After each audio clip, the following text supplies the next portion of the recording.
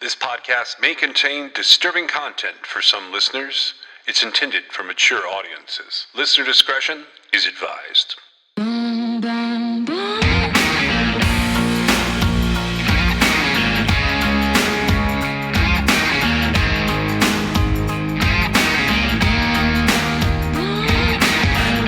This is True Crime XS.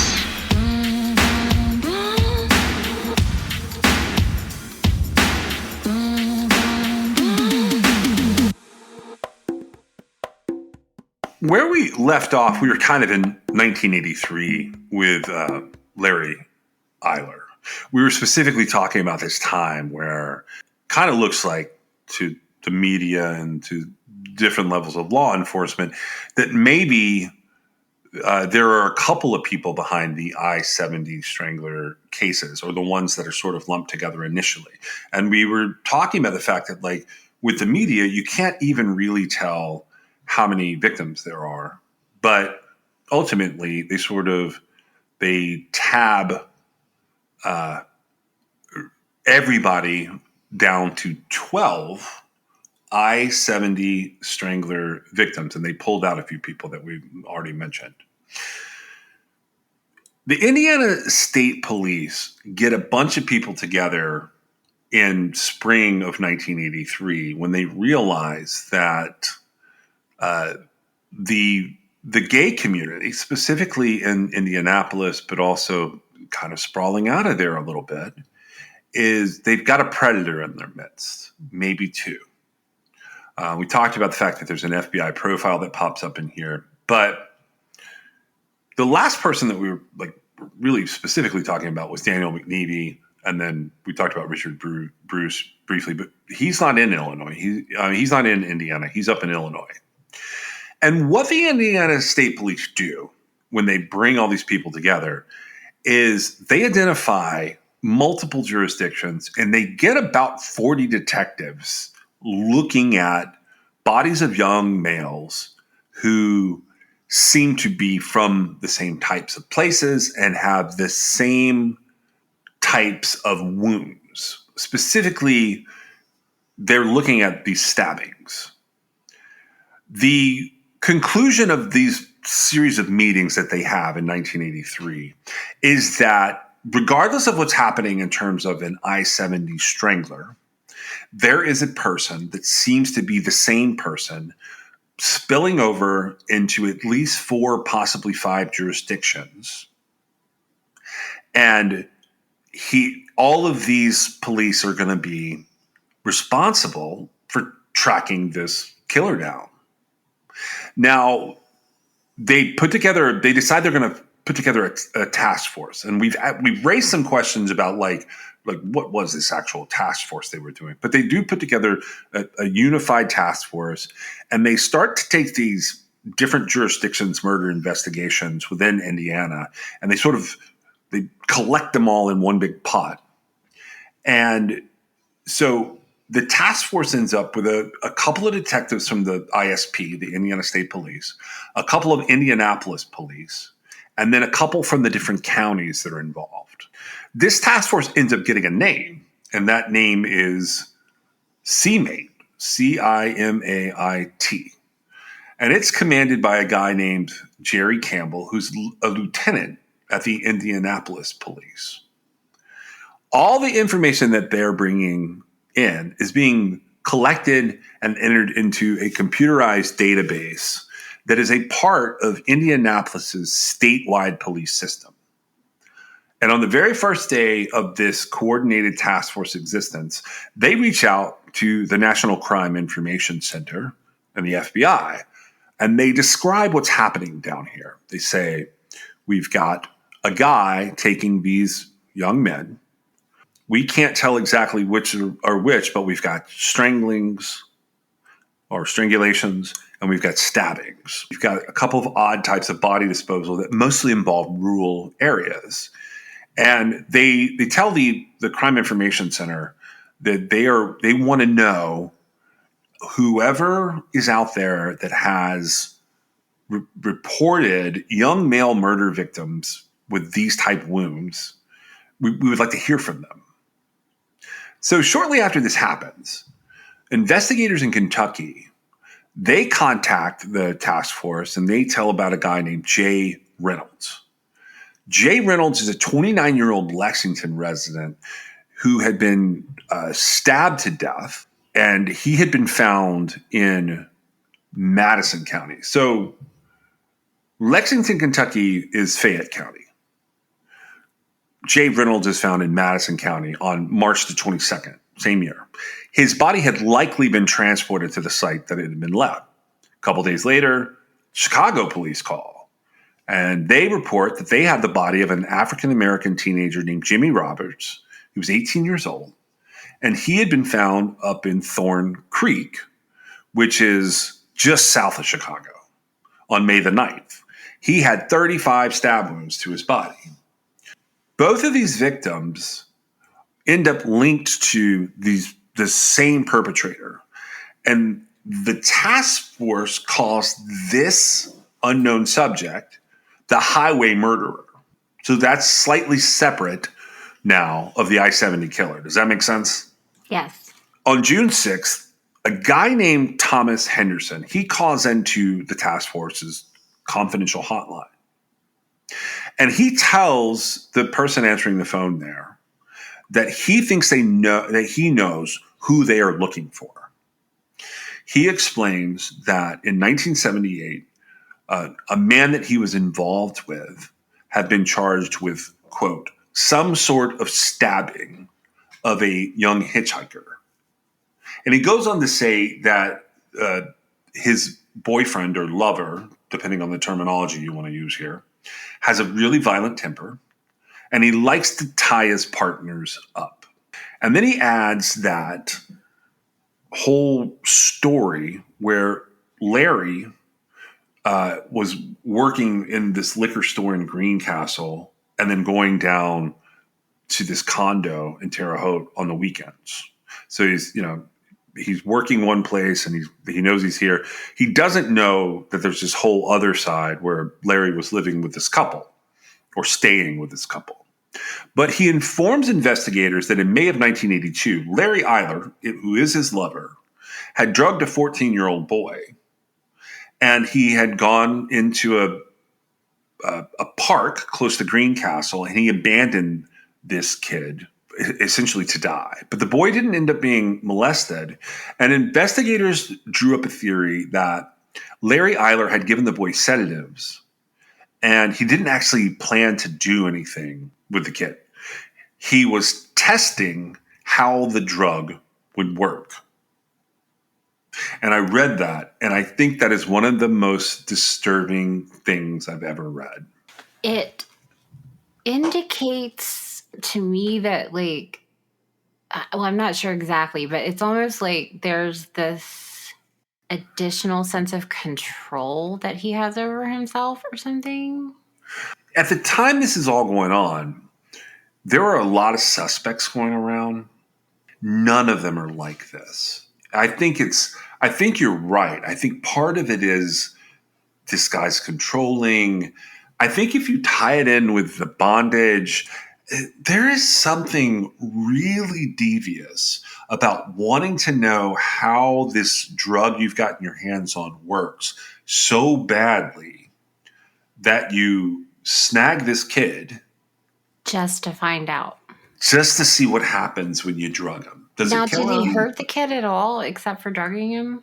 No, the kid was just abandoned in the woodland. According to Jera Lynn's book, which she wrote with Wayne Klatt, that's Freed to Kill, the story of serial murderer Larry Eiler is the subtitle. That, according to that book,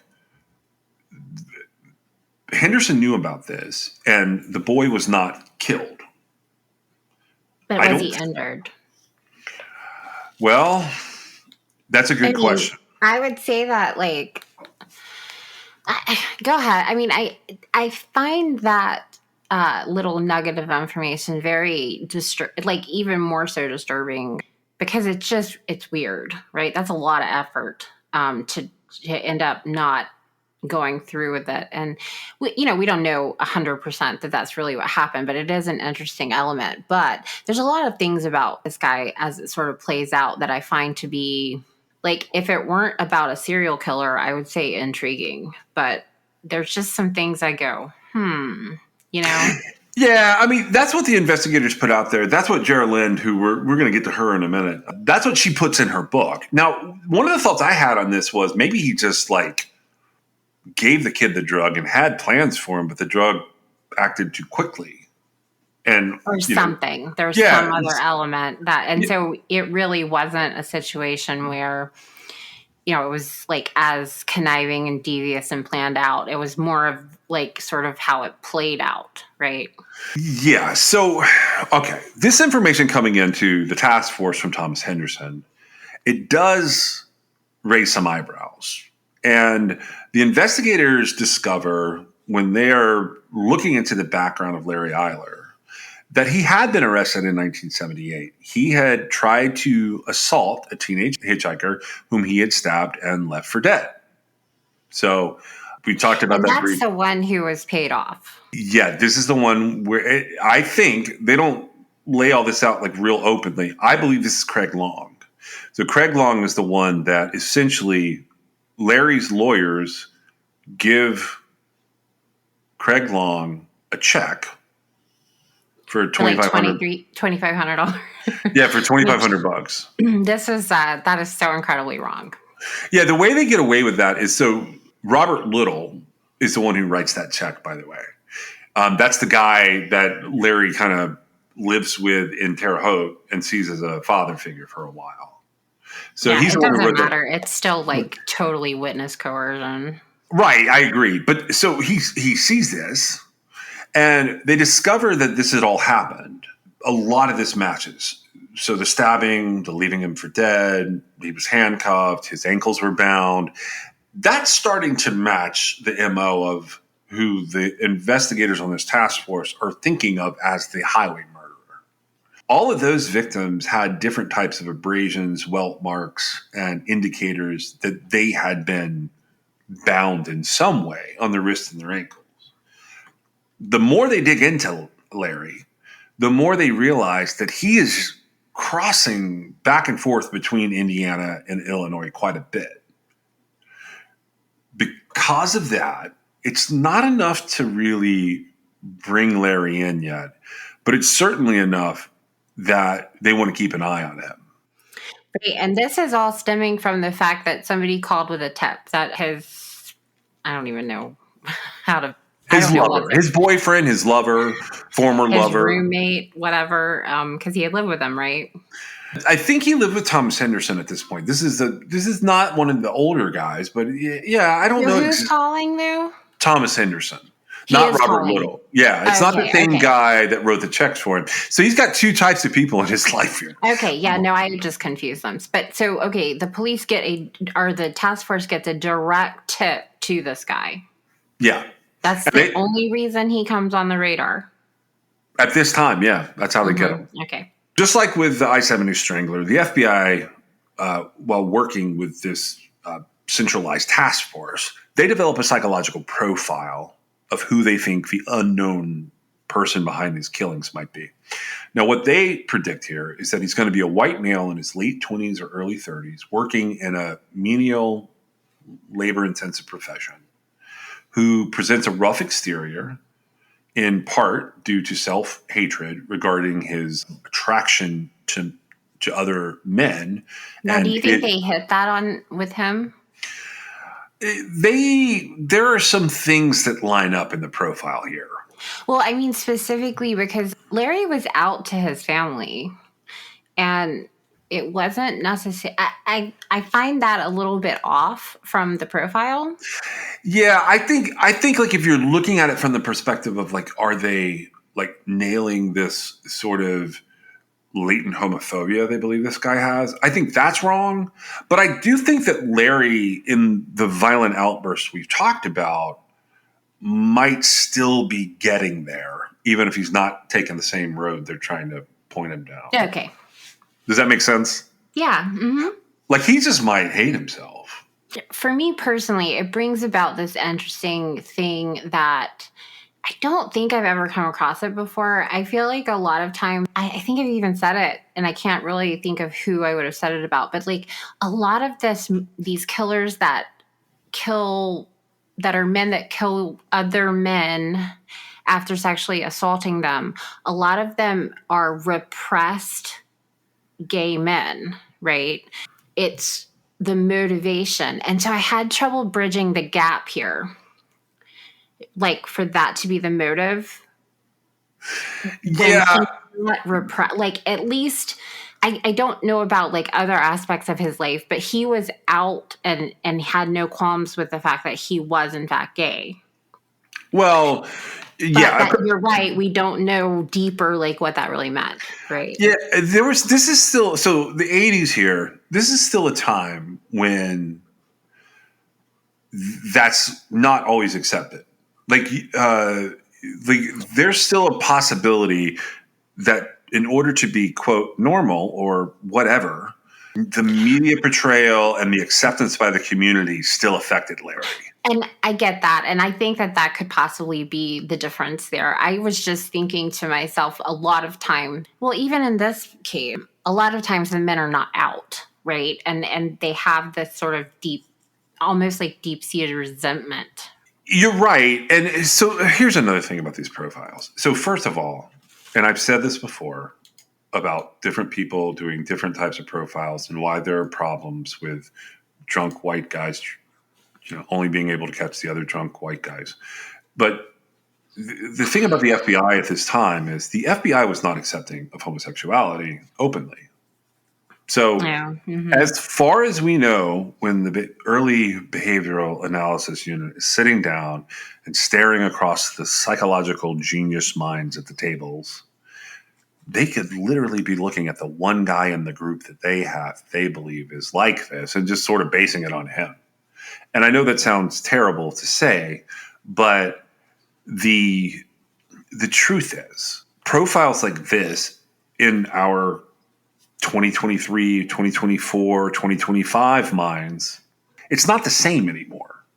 The world views lifestyle choices completely differently. So I think the FBI went a little overboard with this. They go further than just what I said there. According to a couple of sources on this, including The Return of Larry Eiler, which is a John Conroy article from the Chicago Reader, which I think you can still get online, and Robert Ressler. Here's what was said overall. The individual believed to be the highway murderer would project a macho image, seeking the company and approval of other masculine males in order to feel a sense of belonging. As such, this individual would frequent redneck bars and to be something of a night owl, yet live on the edge of homosexual panic, always fearful of being labeled by others as queer. Due to this fear, the offender may express a hatred of homosexuals in order to mask his sexual attraction to those from whom he sought acceptance. Furthermore, the FBI predicted that after these murders happen, and I think they get this wrong, but I'll tell you in a second, the offender would symbolically erase the act by making a rudimentary effort to cover his victim with leaves or soil, and that this individual likely had a middle-aged, middle-class, and markedly more intelligent accomplice in several of his homicides. Okay, so first, go ahead. I know we're headed there. Go ahead. There was no accomplice. And the FBI tries really hard to make that come true later, and it's simply not true. I think that there might have been some activity on the part, like it gets confusing here, especially with Larry, because he had these like kind of strange relationships with men, and there might have been some like deviant planning on like trying to get a third or something into their, activity. But I don't feel like when it comes down to it, these serial killers have enough like a meeting of the mind with one of their buddies to like plot these things out. I don't believe it. No. And like, even as we go, like there are some pairs out there that we've seen that do multiple murders. It's just typically not driving at the same predatory ending. And also, okay, so he's going to cover it up by symbolically like putting some leaves over the body or some dirt over the body and having kind of a weak shallow grave. But he is not But then he's mad going to at have somebody. himself, though. Like, and he's not upset, and he's not putting on this show because he doesn't want people to know he's gay. He's out. I know that's one of the big problems with this profile in general. But I'm just pointing it out because it's in the known media. If you go hunting through the articles and the books, this is what you come up with. This is what's been released. So I thought I would mention it here. I will say this though. This is how they close. This is how they close this thing out. As many victims had been athletic and lithe in stature, this profile also predicted the offender to be a physically strong individual. The predictions within this profile regarding the offender's strength were supported by the presence of deep welt marks upon the wrist of many victims, suggesting they had struggled, resisting being bound or handcuffed. Okay, saying that a serial killer is strong is not, I don't even know what that's supposed to mean for us. Like, so anybody, because how do you look at someone and go, that guy's strong? Well, and I feel like they missed like a really important point here. And I could be wrong, but I'm just going to go ahead and say what I think. There was these people were with this person of their own accord. They weren't taken. They were surprised in the course of already being in the person's company. They were surprised with being attacked. Yeah, you've made that point, and I think it's important to reiterate that, as far as we can tell, there is no snatch and grab of these people that you need to be strong for. Right, They exactly. got in the car to go smoke a joint with you or have a beer or to go play a little or something. You know what I mean? Right. And so the strength aspect of it is, well, I mean, if you're not fighting and all of a sudden you're attacked, you're right. The person probably was substantially stronger than the victim, at least for a moment, right? Yeah. And so I think that plays a huge difference. And, some of these victims are younger, and I presume that I actually don't know. Do you get stronger as you get older? Does that matter? I think. Yeah, I don't. So the way it worked for me was I did not peak until I fully understood what diet and exercise was all about. But there are periods of times when I was much younger, say 17 to 22, people would look at that version of me and think that he was stronger than 40-year-old me, but they'd be wrong. He looks stronger than 40-year-old me, but 40-year-old me knew how to pace himself and how to eat right. And that made a difference in my endurance. It made a difference in my strength in general. So I think that part of the profile could be irrelevant, right? A lot of this profile is irrelevant. They're taking a shot in the dark, trying to give something that'll give this task force leads. Well, in spite of all this going on July the 2nd, 1983, more murders start happening, or more murders are discovered, is a better way to put it. There's an unidentified Hispanic man that's found in a field 2 miles from the city of Paxton, which is up in Ford County, Illinois. So it's not an Indiana victim. This victim had been dead since sometime in late June and had been repeatedly stabbed in the abdomen. And then on August 31st, a tree trimming crew discovered the body of another victim. This is a 28-year-old man named Ralph Calise, and he's in a field close to Illinois Route 60, where the tollway is there. He had been stabbed so severely that he had also been disemboweled to some degree, similar to some of the other cases that we were talking about. They get a little far for me with calling that a comparison. I don't think it's on purpose. I think it's from the rage. He had been stabbed approximately 17 times with a butcher or a hunting knife, and several of those wounds that were inflicted to his abdomen area had caused portions of his small intestine to protrude. Lake County investigators here in Illinois, they link this to the stabbing deaths of two other young men. That's Irvin Gibson and Gustavo Herrera. They had been discovered in a similar area, but earlier in the year.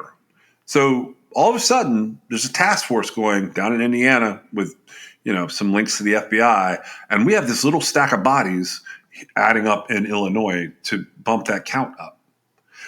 And that's where one of our sources enters. So in early September, a Chicago-based reporter who was up there for WLS-TV, which is the ABC affiliate in Chicago, Illinois, the reporter's named Geraldine Caleric. Geraldine writes on Larry Eiler later, writes books. She noted similarities between Ralph Kalisa's murder and the other two young males who had been found in Lake County, and that's Irvin Gibson and Gustavo Herrera. She was also, at the time, familiar with the idea that other young men were being murdered in Indiana, and that she had started to sniff out the similarities, particularly with the viciousness of the knife attacks. Online, you'll read that they're mutilations or that they're some kind of signature or whatever. She was just focused in on the fact that not a lot of people commit those types of knife attacks that are rage specific. She speculated that the perpetrator of these earlier murders from Indiana had maybe moved his disposal grounds up into Illinois.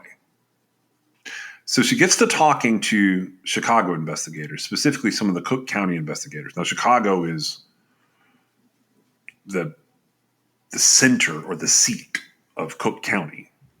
She discovers that more young men who had lived in or disappeared from this area of Chicago called Uptown in 1982 had also been discovered with multiple stab wounds to their bodies and with, their pants pulled down, their underwear pulled down. Some of them were topless.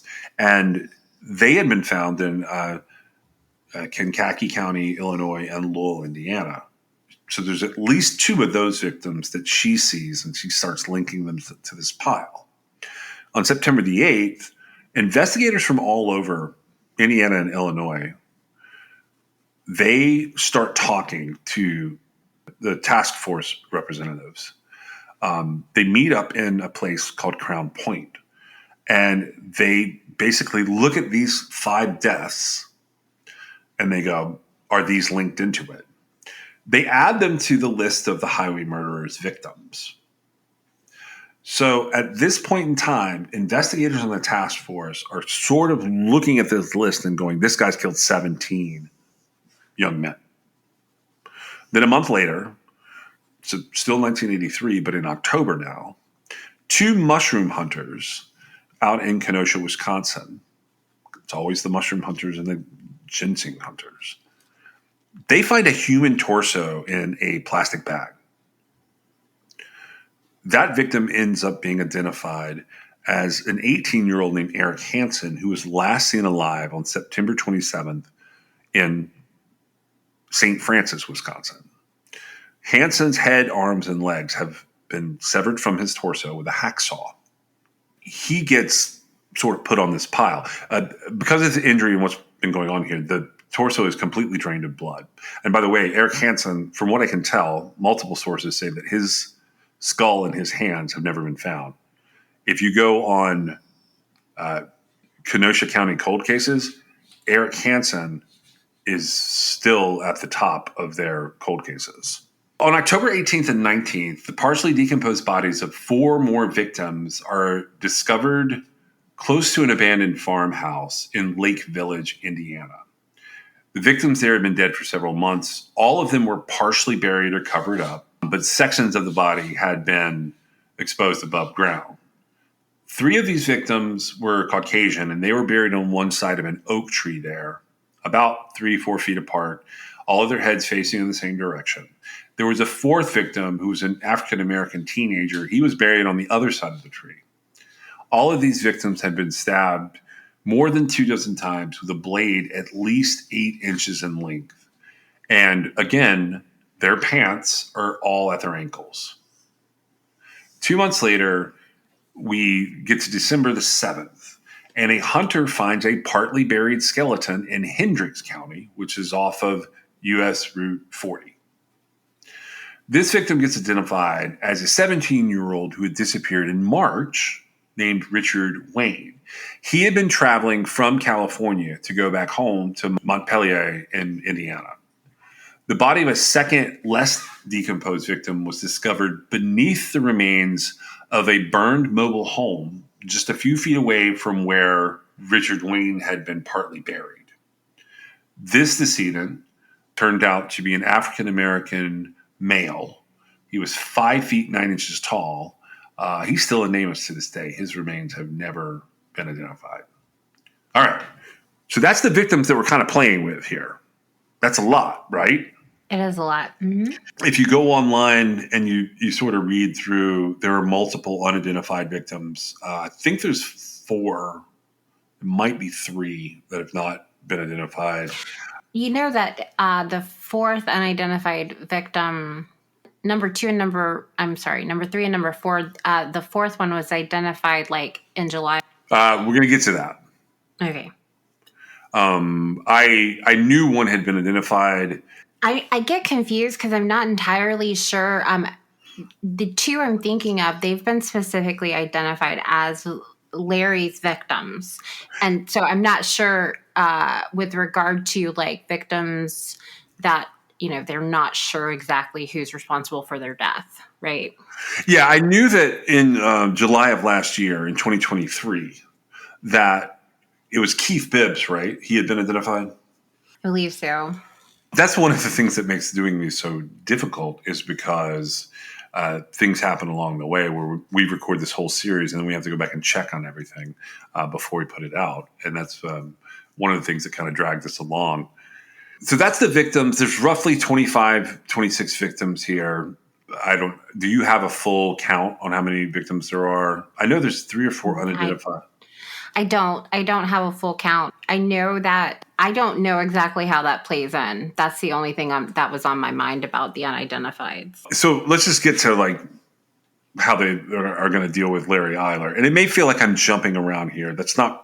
I'm not really what I'm doing. I'm trying to give you guys this because we're coming back to something that we were talking about previously. And I've tried to keep this roughly like synopsized to go with the I-70 Strangler. But this is an I-70 Strangler suspect. That's still a topic we're on. September 30th, 1983. Larry Eiler gets arrested for a traffic violation. At the time that he gets pulled over, he had been in the company of a young hitchhiker. So both men are arrested and detained by the Indiana State Police. Originally, Larry's being detained because they're looking at charges for him of soliciting this young male for sexual purposes based on an interview. A sergeant named William Cothran, so this is an ISP guy, without Larry's consent and before informing him that he's under arrest, he searches his Ford pickup truck on the side of the road and he discovers 2 sections of nylon rope. His vehicle ends up being impounded. Shortly after 1:30 p.m., 2 investigators from the task force, they conduct a formal interview with Larry. They informed him that he had become a suspect in a series of murders due to an anonymous phone call received from a former acquaintance of his. Although he's willing to discuss any aspect of his life and their suspicions of his having committed this murder, Larry, at this time, refuses to talk about his sexuality. He gets questioned about murders from the very beginning of this, John Roach and Daniel McNeely.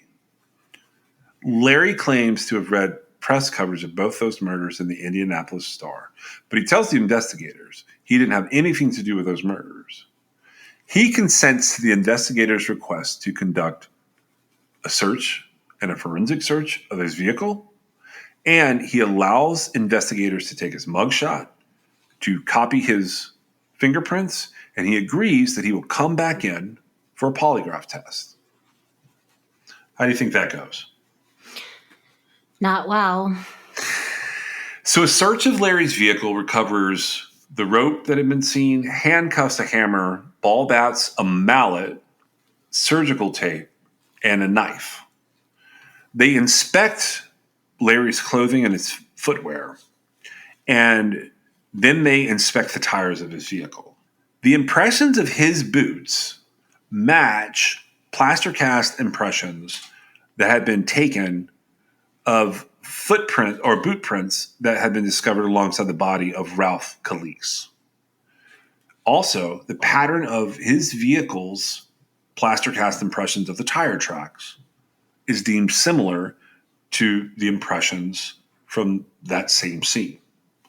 They also discover under the handle of the knife that was found inside his vehicle during the consent search, there's blood. And they start to put together that he was regularly commuting between multiple places in Indiana where he had sort of established places that he stayed and lived, and a couple of places in Illinois. And along the way, in between those, there were places where several victims' bodies had been discovered.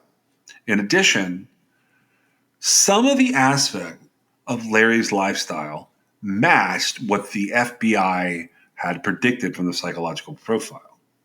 And some of it matched because when put under pressure, like he refused to talk about being gay, he refused to talk about a couple of things, but he was open about everything else.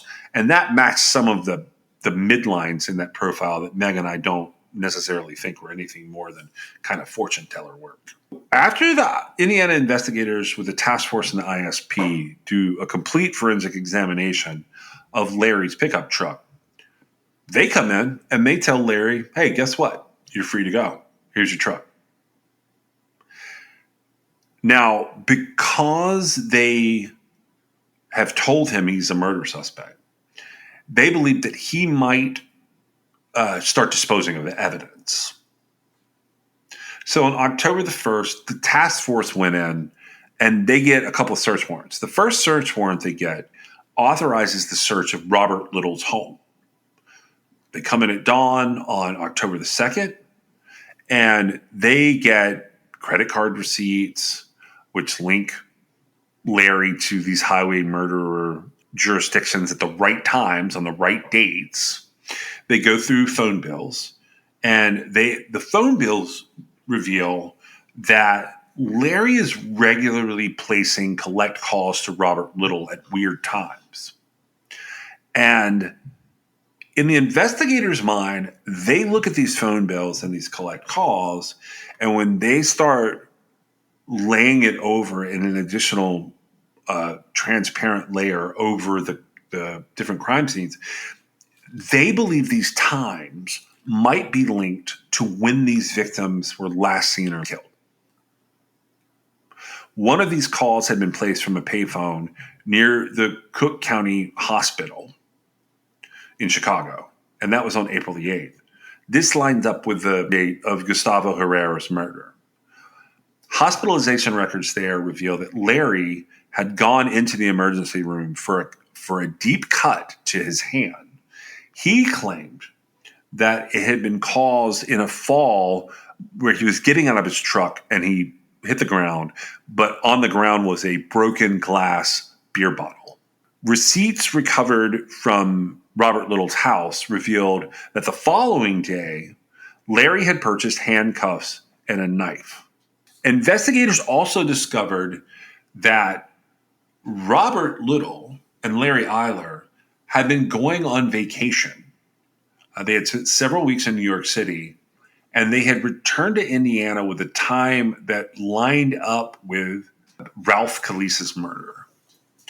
All of this information makes one of the members of the Indiana task force, her name was Kathy Berner. She looks at it all and she says, if Larry is not the highway murderer, he is literally driving behind this guy on the highway every day.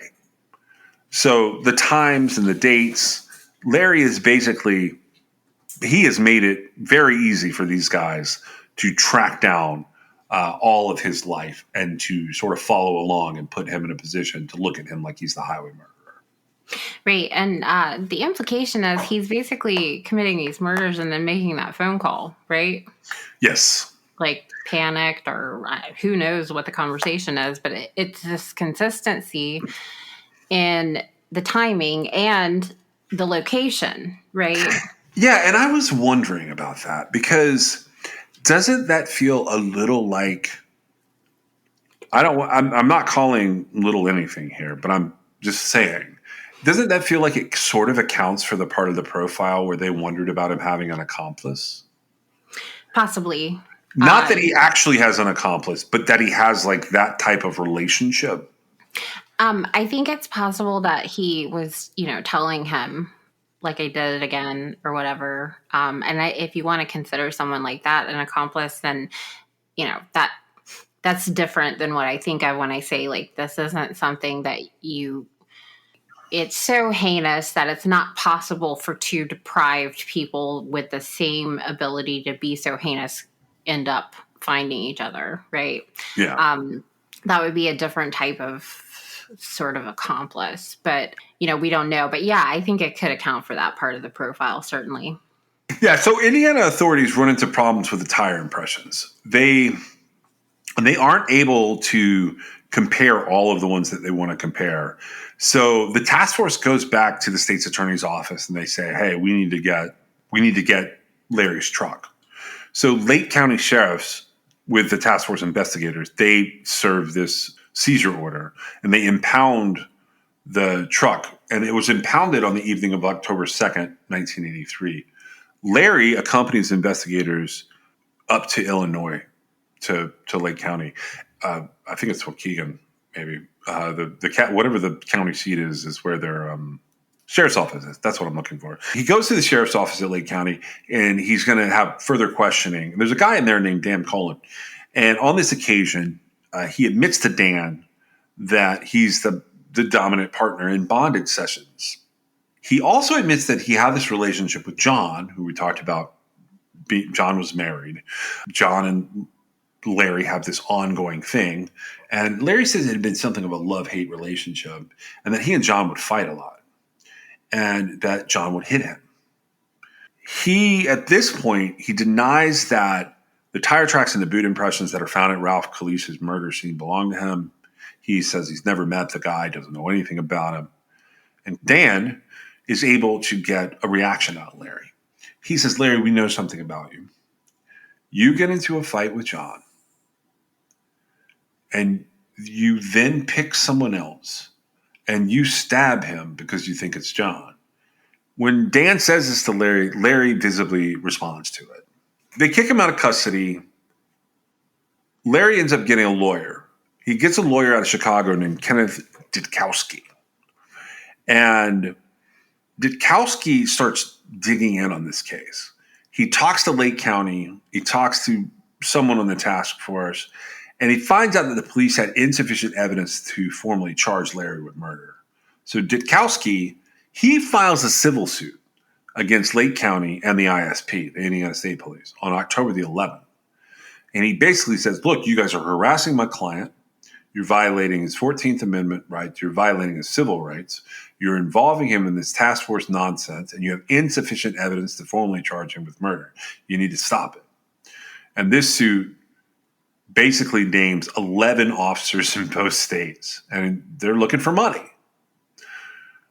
But on October the 6th, the evidence of the tire impressions from Ralph Kalisa's crime scene had been sent up to the FBI headquarters and then off to FBI labs. And it had been compared with physical evidence recovered by Indiana investigators with this task force. They're trying to link Larry to this one murder. The FBI reports back to investigators that the boot impressions are a match. And they have 4 distinctive areas that they're identifying wear and damage, and they're saying, this is it, this is this guy, and this is why. There was also extensive blood stains discovered inside of these boots. The tires on Larry Eiler's vehicle, were from different tire manufacturers. So The physical impressions that had been recovered from Ralph Kalisa's murder scene are determined to actually match that. And the tire impressions themselves were a, quote, perfect match, unquote, in terms of grip depth. So on October 27th, the investigators all get together, and this is the task force meeting with Lake County. And they decide that they have sufficient evidence to charge Larry Eiler with the murder of Ralph Kalise.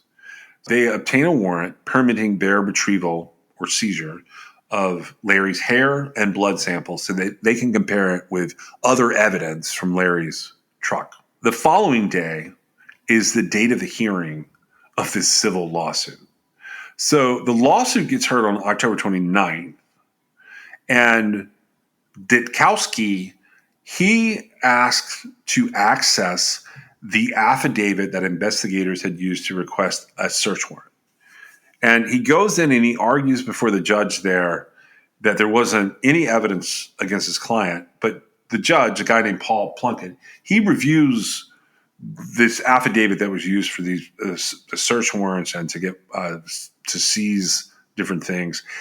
And essentially, Judge Plunkett rules that Larry's attorney cannot get access to these documents. It's actually a brilliant move on Ditkowski's part, but Judge Plunkett shuts it down. So Larry leaves this hearing, and two sheriff's department investigators, they hit his attorney with these warrants, which are for Larry's blood and hair samples. Turns out that Larry is O positive. And in the boots that the FBI had been looking at, those are all A positive. So Larry's got a problem. Larry gets hit with a formal murder charge on October 29th. He gets $1 million bond. Trial date is set for December the 19th. During this time, investigators do all the things that you would expect they would do. Did you see anything that they did here that was kind of weird or no? I mean, nothing that stands out right offhand. So they get a search warrant to go back to Robert Little's home. They take tons of stuff out of Robert Little's home. And that was based on the fact that Larry had lived there. Yeah. Okay. So they find a key that does match a key that was on the body of Stephen Egan. And that's really the only evidence they find. They don't find anything else in terms of clothing, jewelry. They seize drugs, pharmaceuticals. They seize Polaroids. Nothing in there belongs to any of the murder victims. Nothing is something that has anything to do with the specific murder victims they're looking at. That key even gets blown out of the water later on because it fits the door of an office where Larry had been working almost 2 years earlier. Robert Little, Larry's mom, and the couple, John and his wife, they help Larry get rid of Kenneth Ditkowski and replace him with a guy named David Shippers, who's a pretty well-known criminal defense attorney. Shippers did not want to do what Kenneth Ditkowski had been doing. He basically reverses course on everything that had been going on. And he tells Larry he won't represent him if Larry talks to the media. So December 1983, there's this whole hubbub over what to do with the evidence related to how Larry was picked up and detained. A judge there in Lake County, circuit court judge named William Block, he rules that Larry's initial arrest for this weird traffic violation was valid, but him being detained afterwards and them trying to recover evidence with the Indiana police, Indiana State Police, and what was basically now in front of him from this task force had been obtained without probable cause. So he rules that Larry's detention is squashed. A further hearing to determine whether the defense could, they filed these motions to suppress physical and circumstantial evidence that ran from that day all the way up to November 22nd. And that hearing gets scheduled for January 23rd, 1984. At this hearing, they have multiple police sergeants come in and everybody says that, yes, we held on to him so that the task force could get together and talk to Larry. This causes a lot of problems. Judge Block, he adjourns the hearing, and he rules that although Larry had signed a Miranda waiver once he was detained, that he had been taken into custody for interrogation upon charges unrelated to the task force murders, specifically this crime of murder, and that he was only detained on charges of soliciting. So he cites the exclusionary rule. And once it's been done without probable cause, they cannot use what is obtained. Right. He essentially excludes all the evidence that was recovered related to boot prints and tire tracks, which it just sort of goes downhill. The other thing that was weird was the boots had never been formally seized, which I think was a huge oversight.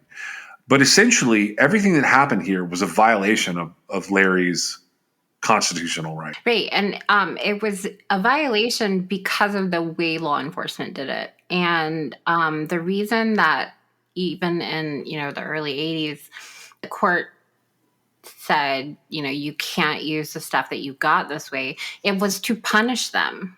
Right. Yeah. Because the courts don't want law enforcement to be violating people's constitutional rights when they're seizing evidence to make a case, and they have to go about it a different way. Right. And the law enforcement should have known better. Yeah. Yeah, they should have known better. And so the judge kicks everything. That puts Larry's bond down to $10,000. As a result of that ruling, Larry gets out on bond on February 6, 1984.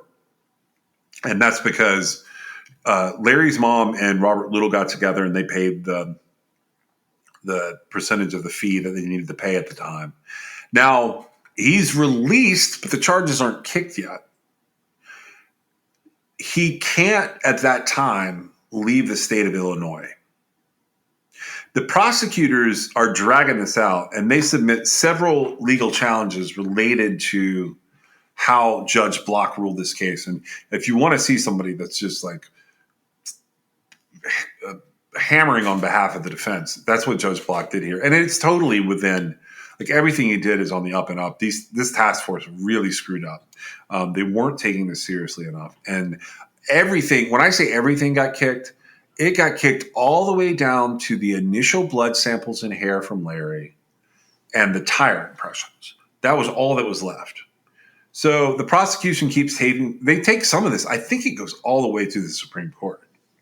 All of these appeals are unsuccessful. Within a month of being released, early March 1984, Larry just permanently relocates to Chicago.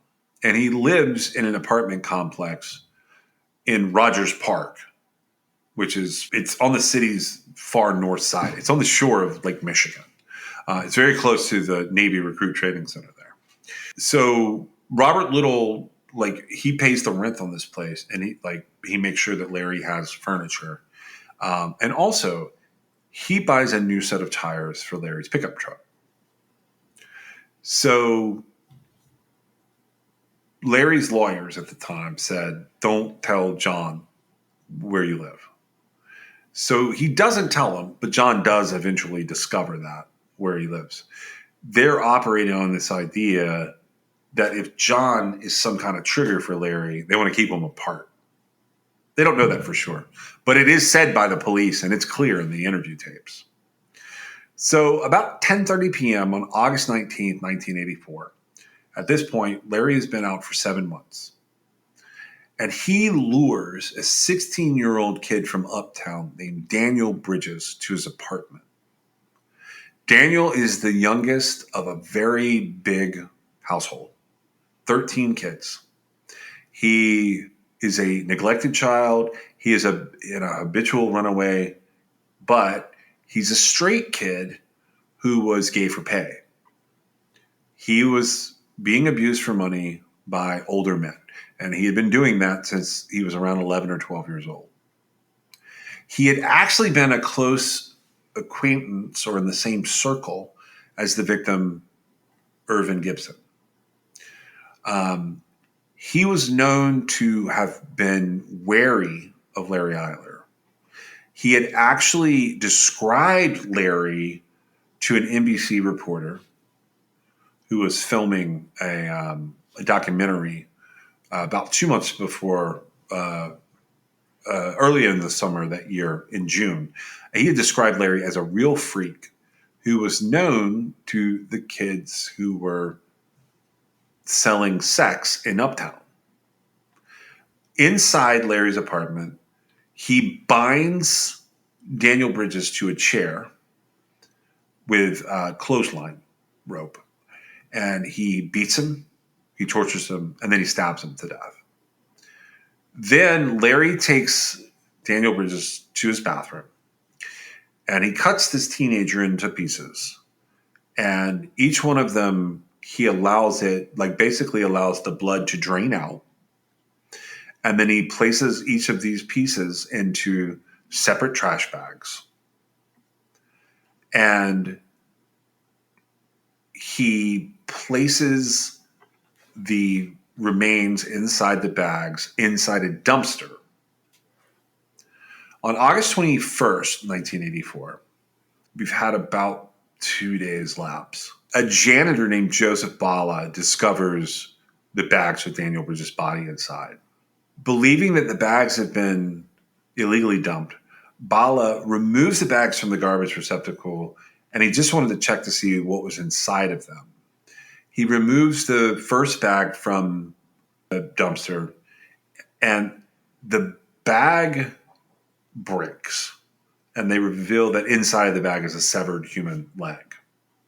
So Bala goes to the police with this, and he tells them that other janitors within the building had seen Larry Eiler placing these bags in the dumpster.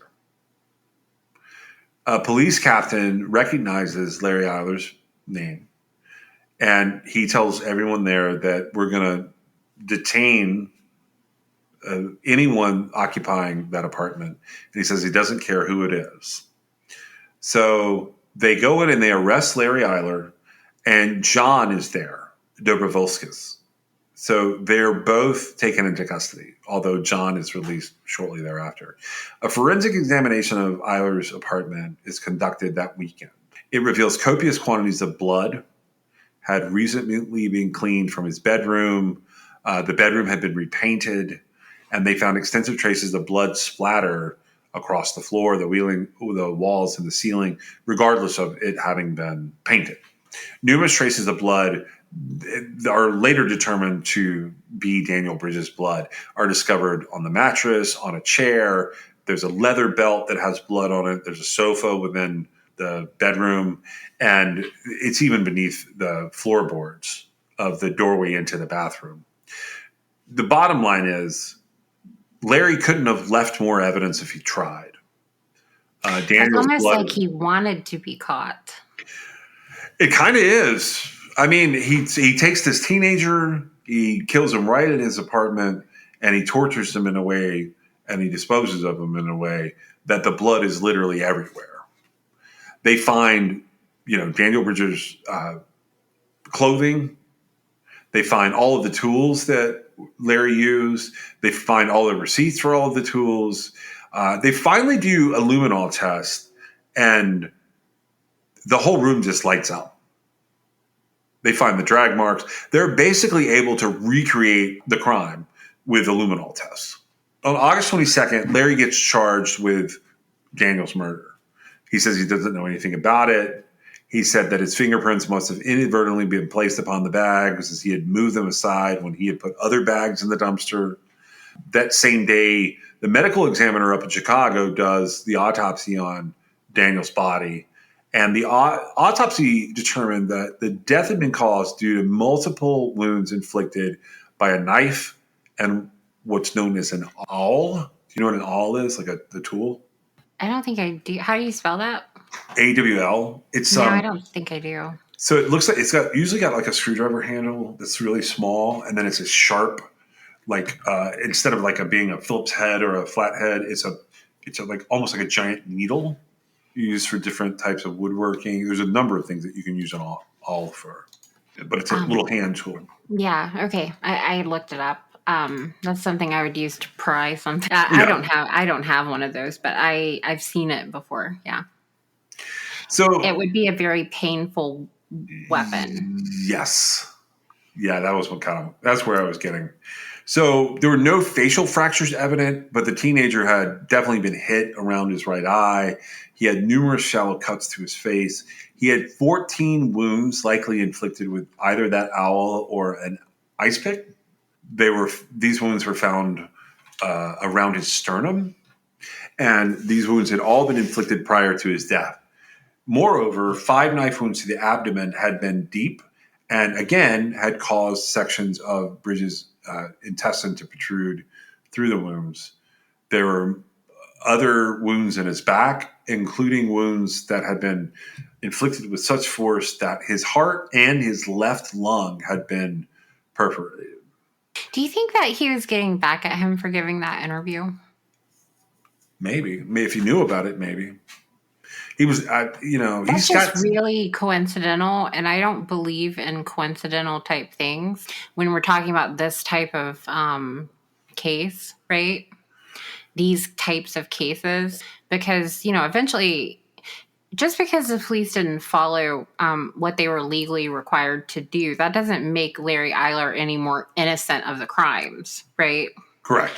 I thought, I don't know for sure, but that it was certainly interesting. And I haven't seen the interview. I've just heard it stated that he gave an interview, right? Yeah. And to me, that's just kind of weird. It's almost like there's a little community of these children who are being abused for money, and there are predators, and Larry Eiler would have been one of them, that, they pay these kids to abuse them, essentially. And so it's almost like they would be aware of one another. Yeah. I mean, to give that type of interview, he had to have had an awareness of the situation. And then if it was seen, but it also, so this brings about a question of like, if Larry sincerely wanted to get away with what he had done, clearly he would not have done this, right?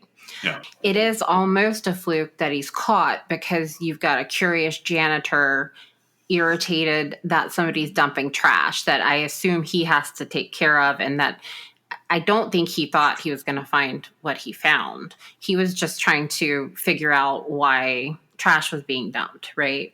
Yeah. There is a slight possibility he might have gotten away with this if that janitor hadn't have been curious, but it's almost like it's too close to home. And, if it hadn't have been caught this time, it would have been caught the next time or the following time or, whenever. Because to me, it either is a cry for help or it is it's blatant arrogance or something. I'm not really sure. I didn't get a good enough feel of like what his attitude actually was. But it's almost like it's so much information that it's almost like, please put me in jail. Yeah. It's Especially based on the fact that all those other the dismissal based on the unconstitutional actions of the police earlier the same year, right? Yeah. Related to the same types of crimes. I mean, if you were legitimately trying to not go to jail for it, you certainly wouldn't do this. And then if Danny really made that interview, it's almost like it was almost targeted, because this was a completely different crime than what he had been accused of doing, right? As far as the dumping and everything on the side of the road. Yeah. Now, I think I know the answer, but was Danny sexually assaulted? No. Okay. He wasn't. And so it's interesting to me, and it changes the motive. I don't think these crimes were sexually motivated. I think that they were motivated by rage, obviously, from the way the murders happened, right? Like you said earlier, a rageful stabbing it's not a common type of murder. That would be correct, yeah. And because if you think about it, you think about the effort it takes to carry out a rageful stabbing. Now, it sounds to me like in Danny's case in particular, the way it's laid out based on the evidence they found in the apartment, it's almost like he was torturing him, right? Which made me wonder, like, was he not getting back at him for giving the interview about him being this creepy guy, right? I mean, I think that's the best explanation I've heard. Because he wasn't sexually assaulted. I feel like the kid went there on his own volition, probably under the guise he was going to get paid. Because you have to keep in mind, 16-year-olds that were allowing themselves to be abused for money, they weren't doing it because they wanted to. They were doing it because they needed money.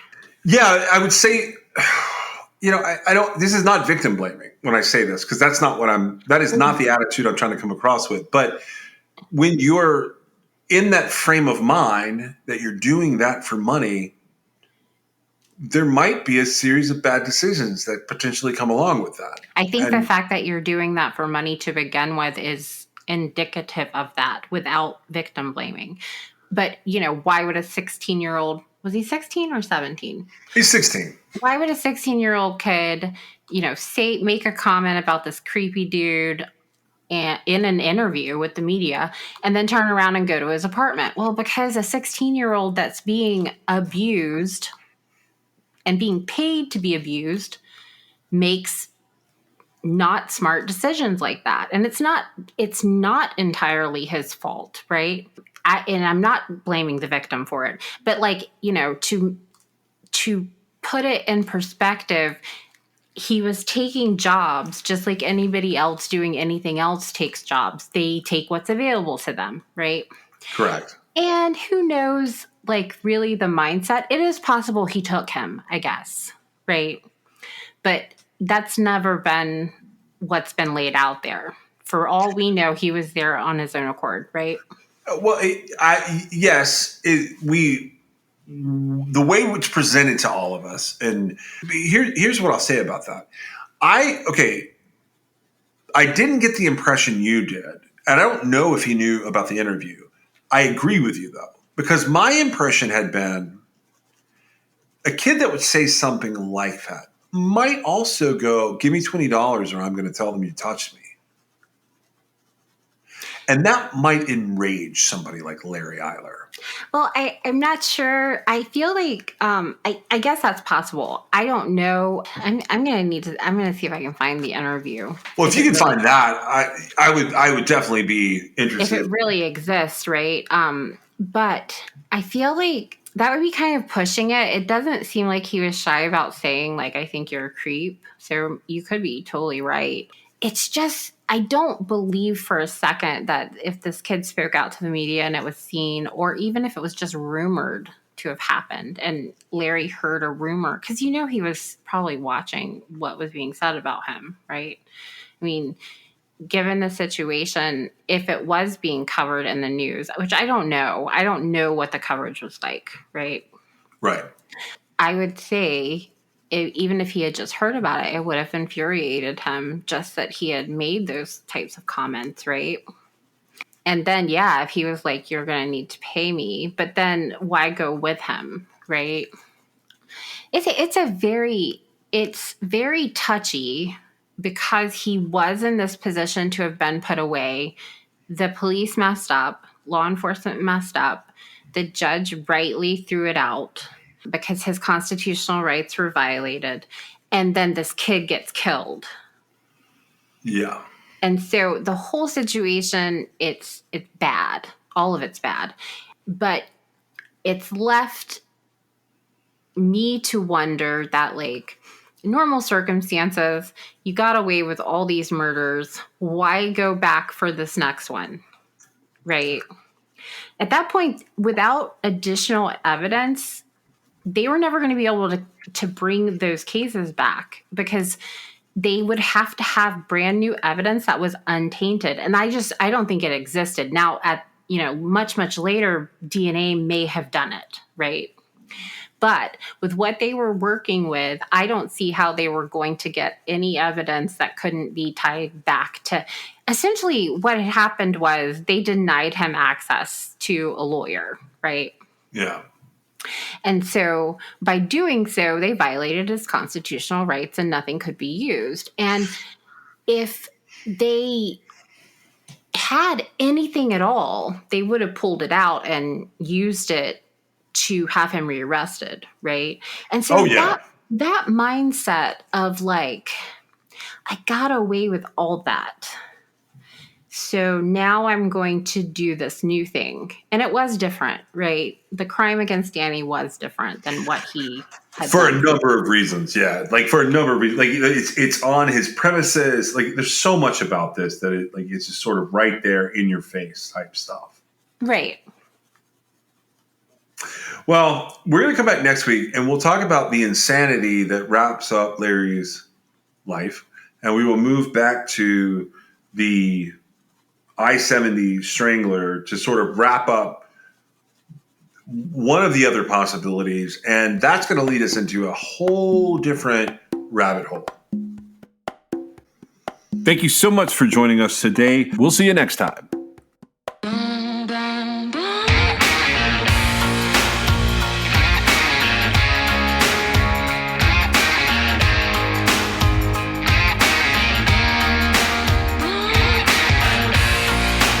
This is True Crime XS.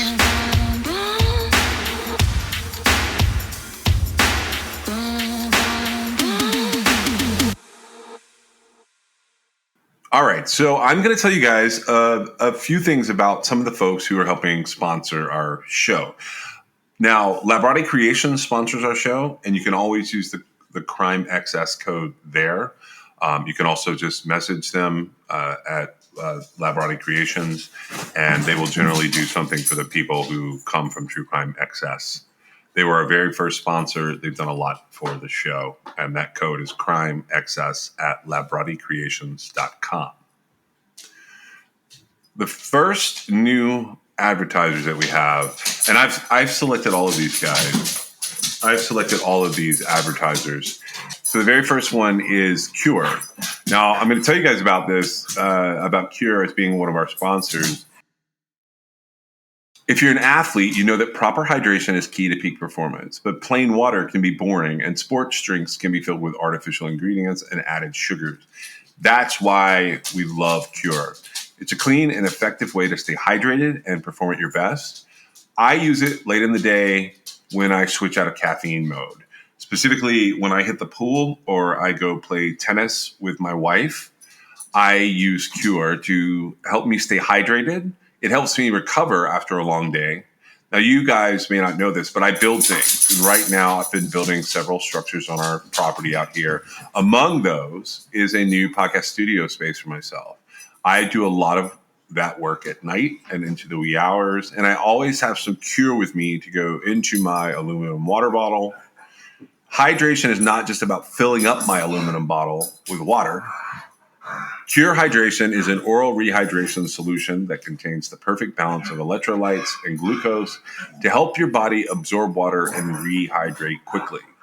Whether I'm building things or putting the podcast together or chasing these dogs that you sometimes hear in my studio up and down the trails to get them worn out, Cure Hydration is the way that I choose to go.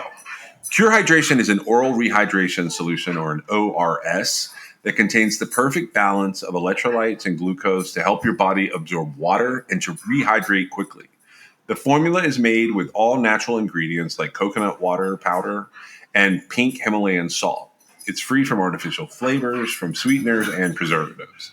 Cure Hydration is vegan, gluten-free, and non-GMO, making it a great option for anyone with dietary restrictions or preferences. The packets are convenient and easy to use. You just mix them with your water and you drink. They're perfect for on the go. They're perfect for travel. And anytime you need a quick and effective hydration boost, ready to combat dehydration, then you try Cure today and feel the difference for yourself. You can use code TrueCrimeXS for 20% off your order. That's TrueCrimeXS I have a link that I'm putting in the most recent episode show notes, and True Crime Excess will get you 20% off. Our second sponsor for the show today is Laird. Now, Laird has a list of things that they want me to tell you about. They have better ingredients with amazing taste and functional benefits. They have a superfood creamer crafted from the highest quality, all-natural, real food ingredients. All Laird products are sustainably sourced and thoroughly tested to ensure that you're incorporating the cleanest, finest fuel into your routine. They have all natural whole food ingredients, and they contain naturally occurring MCTs made from coconut oil. There's no artificial flavors, there's no colors or additives, and there's no sugar from highly refined corn syrup. They want me to talk about my love of coffee, but the truth is, I don't do much with coffee. But let me tell you someone who does. My wife has to have a cup of coffee every day. Now, I've fallen off recently, but one of the big things that I've done since the beginning of our relationship is she used to go and get a Starbucks every morning. I have substituted that out by always trying to make her coffee. It's not going to be every single day of time from when I met her, but for the most part, almost every day, I make her coffee. I put her creamers together, and I make sure that she has a good way to start her day. So with Laird, he started experimenting with his morning ritual almost 2 decades ago. He found that when he started adding fats to his morning cup, like coconut oil, he had amazing energy throughout the rest of his day. He gradually perfected this recipe for an epic cup of fuel, and he began sharing it with his friends in the surf community. I'm an ocean guy, so I saw this item and I was like, okay, we're going to try this one out. Are you ready to feel more energized, more focused, and supported? Go to lairdsuperfood.com and add nourishing plant-based foods to fuel you from sunrise to sunset. And you can use our promo code at checkout to save 15% off your purchase today. Our offer code for this for Laird is going to be True Crime XS. Pretty much everywhere except for Labarde Creations. If you use True Crime XS, that will get you, at Laird, it'll get you 15% off. At some of the other places, they'll get you 20% off. I'm going to tell you about 2 more sponsors today. So the first one is, the third one is Liquid IV. So let's talk about the real reasons that you need to hydrate. Late night TV binging, back-to-back Zoom meetings, going on a walk with your friends. Everyday hydration is not just for high-energy athletic endeavors. Liquid IV is the #1 powdered hydration brand in America. It's now available in sugar-free. This is years in the making, but Hydration Multiplier Sugar-Free uses a proprietary zero-sugar hydration solution with no artificial sweeteners. It's got 3 times the electrolytes of the leading sports drink, but it's also got 8 vitamins and nutrients for everyday wellness. Liquid IV hydrates 2 times faster than water alone. Keep your daily routine exciting with 3 new flavors. They've got white peach, green grape, and lemon lime. I love all of these flavors, but I think that my favorite is probably the green grape. White peach I use as a secondary flavor, and lemon lime I leave here for my kids and my wife. Liquid IV believes that equitable access to clean and abundant water is the foundation of a healthier world. They also partner with leading organizations to fund and foster innovative solutions that help communities protect both their water and their futures. To date, Liquid IV has donated over 39 million servings in 50-plus countries around the world. You can get 20% off when you grab your Liquid IV Hydration Multiplier sugar-free or any other variant at liquidiv.com and use code TrueCrimeXS at checkout. That's 20% off anything you order when you shop Better Hydration today using promo code TrueCrimeXS at liquidiv.com. And the last sponsor I want to tell you about is Zencastr. We are part of Zencastr's creative network. We've been using Zencastr since about midway into our first season. Meg and I experimented with a lot of different ways to put the podcast together. And the truth is, Zencastr was an integral ingredient to us being able to bring you this show. It's so easy. It's now super easy. You can record a podcast with Zencastr. You can log in using your browser and you start recording a high quality podcast right away. You can record studio quality sound and up to 4K video with your guest. You get to feel a sense of zen, knowing that Zencastr's multi-layered backups ensure you will always have your recordings in the highest quality, even if the connection is unstable. You sound your best. I mean, if you've ever worried about what you sound like, Zencastr's post-production process makes you sound buttery smooth. It automatically removes those ums and ahs in your recordings. It removes those awkward pauses in conversation too. You can set the right podcast loudness and levels while reducing background noise with a click of a button. That's how you don't hear my dogs every second of every episode. Zencastr is all in one. If you've thought about podcasting before and realized that you need a lot of different tools and services, those days are now over. With Zencastr's all-in-one podcasting platform, you can create your podcast all in one place, and you can distribute to Spotify, Apple, and other major destinations. Just go to zencastr.com/pricing and use my code TrueCrimeXS, and you're going to get 30% off your first month of any Zencastr paid plan. You can also check out the other plans they have available. I want you to have the same easy experiences that I do for all my podcasting and content needs. So zencastr.com/pricing. The offer code is TrueCrimeXS, and it's time for you to share your story today. We are also adding New Era as a sponsor for the show. New Era Cap is a headwear and apparel brand founded in 1920 in Buffalo, New York. Now, I actually have some experience with New Era caps. My dad and I have been through multiple iterations of baseball caps through the years. We collect different styles, different eras, and now my teenager has started his own cap collection and has several New Eras as the centerpieces. Our favorite teams may not be the same, but our outfits are all topped with the same New Era ball caps. We love the quality and the ability to wear what the players are wearing. Not to mention, New Era is the leading headwear manufacturer with quality licensed products. You can support your favorite college or pro team in style from the official headwear provider for the MLB, NFL, and NBA. You can get a stylish accessory for your everyday ensemble and support True Crime XS. Just shop the official headwear and get 15% off when you go to neweracap.com. That's neweracap.com/TrueCrimeXS. You can also use the code TrueCrimeXS at checkout. That's it. That's all you have to do. And that's 15% off your order using the promo code TrueCrimeXS.